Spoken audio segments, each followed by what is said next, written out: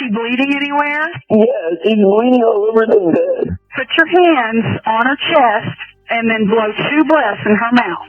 Okay? Okay.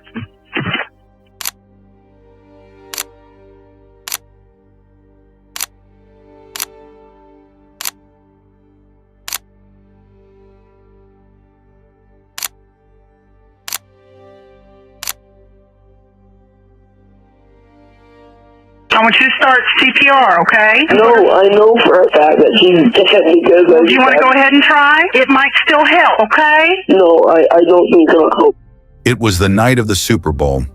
While much of the country was watching the game, 13-year-old Paris Bennett was on the phone with an Abilene emergency dispatcher. He had just killed his 4-year-old sister, Ella. He told the police he didn't know why he did it. He followed the dispatcher's instructions to perform CPR, counting out loud as if he were trying to save her. But investigators would soon find out that the CPR was a performance, and the murder was a deliberate, calculated act. Abilene 911. I accidentally killed somebody. You think you killed somebody? My sister, I stabbed her. Okay, where'd you stab her? On the evening of February 4th, 2007, Charity Lee went out to work a late shift at a local restaurant. It was the busiest night of the year. Paris convinced the babysitter to leave by 10 p.m. He told her he was finishing his homework and could watch his 4-year-old sister.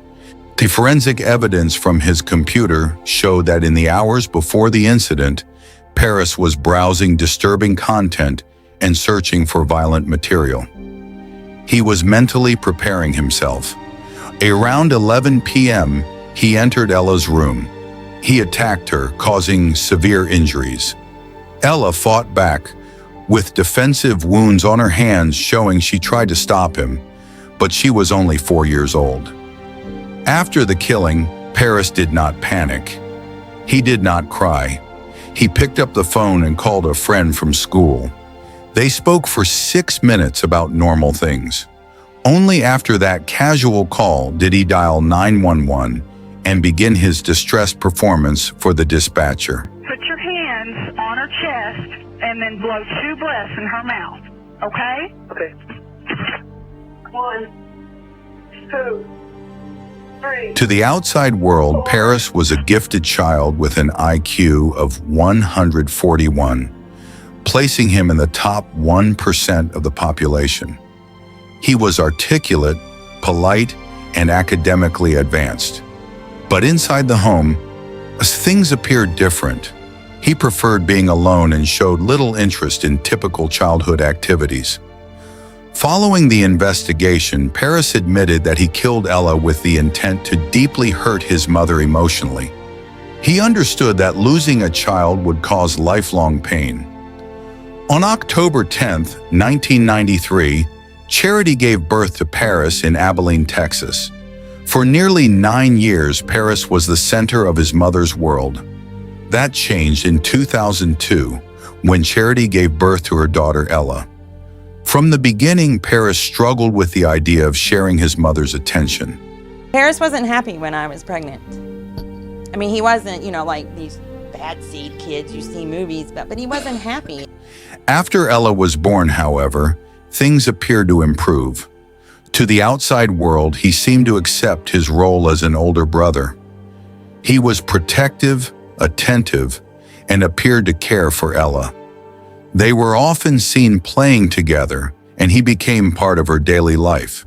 It was this very bond that made the events of February 4th so impossible to comprehend. To understand the weight of this night, you have to understand Charity Lee. For Charity, the sight of police tape and the sound of sirens weren't new. They were the echoes of a childhood she had spent her entire adult life trying to escape. In 1980, Charity was only a child herself. Her father, Bobby, was shot to death in his Georgia home. Her mother, Kyla, stood trial for the murder. Although she was acquitted, Charity grew up in the suffocating shadow of a killing she believed her mother committed. Charity's life became a desperate race away from that trauma.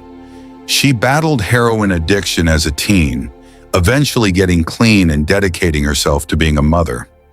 She wanted a normal life. She wanted her children to be safe from the violence that defined her own youth. She thought that by moving to Abilene, by starting over, she had finally left the ghosts behind. She had no idea the history she was running from was sitting right across the dinner table. For Charity, this wasn't just a failure of parenting. It was a terrifying repetition of her own childhood. For the tragedy of 2007 was preventable. Years earlier, while the family was living on a ranch in Seymour, Texas, a specific event occurred that revealed exactly what Paris was capable of. During a disagreement over a broken toy, Paris didn't react like a typical child. He went to the kitchen, grabbed a knife, and brandished it at Charity and his grandmother. Charity took the threat seriously at the time. She admitted Paris to Red River Hospital in a psychiatric facility. But after only 1 week, frustrated by a lack of communication from the doctors, she checked him out. This decision would haunt her. For over a year, Charity kept Paris's medical records from that stay in a sealed envelope, unread. She chose to focus on a fresh start in Abilene, hoping the incident was an isolated outburst. It wasn't until after Ella's funeral that Charity finally opened that envelope. Inside, the doctors had explicitly documented that Paris was experiencing homicidal ideations. The system had identified the danger, and the warning was in Charity's house for over 12 months. But the desire to believe her son was normal kept the envelope sealed until it was too late. Charity spent years trying to love the son who destroyed her. She visited him, where she let her new son Phoenix speak to him, until 2021, when the reality of Paris's nature became undeniable. He was caught networking with other predators from behind bars. Today, Charity Lee lives in a state of constant vigilance. Paris becomes eligible for parole in February 2027. For Charity, the story isn't about a bloodline curse.